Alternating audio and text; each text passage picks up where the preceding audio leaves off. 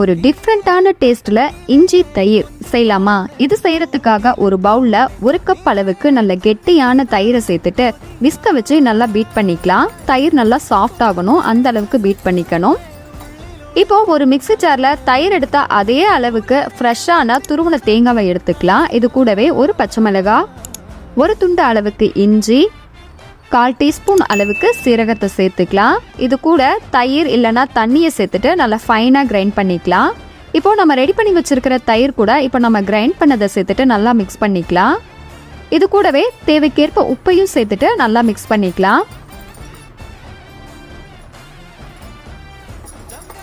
இதுக்கான ஒரு தாளிப்பு கொடுக்க போகிறோம். ஸ்டவ்ல ஒரு தாளிப்பு கரண்டியை வச்சுட்டு ஆயிலை சேர்த்துக்கலாம். ஆயில் நல்லா சூடான உடனே கடுகு உளுத்தம் பருப்பை சேர்த்துட்டு கருவேப்பிலை இலைகள் 2 வரமிளகாவை சேர்த்துட்டு நம்ம ரெடி பண்ணி வச்சிருக்கிற தயிர் கூட சேர்த்து மிக்ஸ் பண்ணா ஒரு பர்ஃபெக்டான டேஸ்ட்ல இஞ்சி தயிர் ரெடி.